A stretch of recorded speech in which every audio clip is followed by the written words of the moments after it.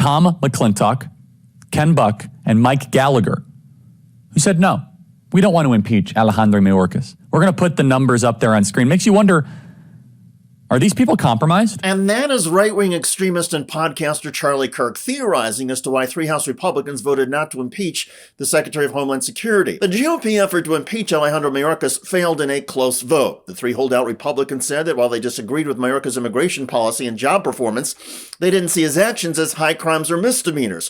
And one Republican, McClintock, cited the writings of the Founding Fathers to argue that impeachment required criminal behavior, not policy differences.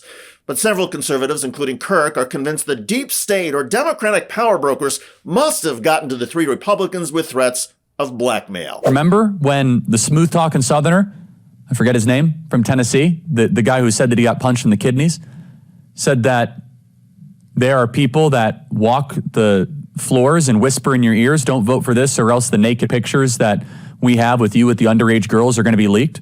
Those are his words, not ours. It makes you wonder if Ken Buck, Mike Gallagher, and Tom McClintock are compromised. What do they have on these people? Well, people like Charlie Kirk are obviously insane, because even legal scholars called by Republicans as witnesses at a House hearing said the impeachment effort of Mayorkas was not justified by the cabinet secretary's actions or by the Constitution.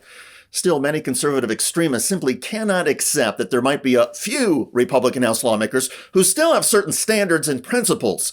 House Republican Marjorie Taylor Greene of Georgia is one of the extremists who also cannot believe any GOP lawmakers would act on principle instead of politics.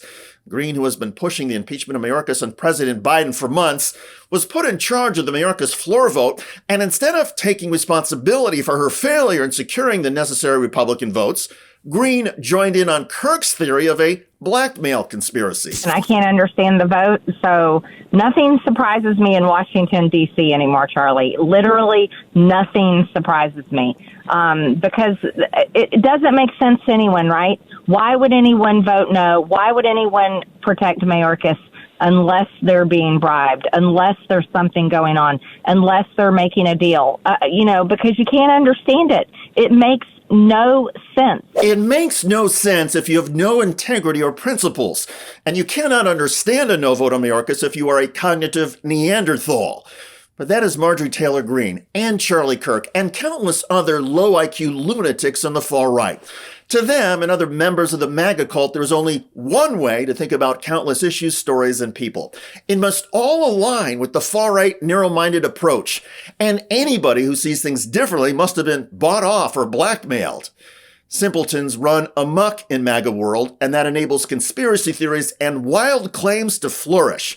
Thankfully, as the Mayorkas vote has proven, there are still a few Republicans in Congress who are not totally nuts.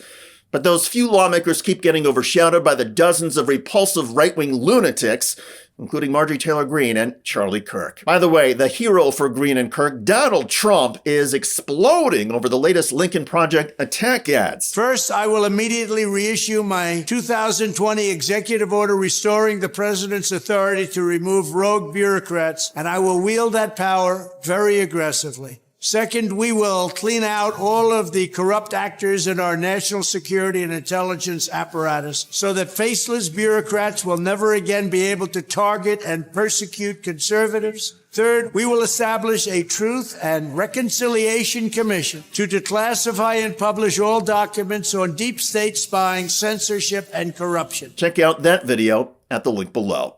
I'm David Shuster. Thanks for joining us.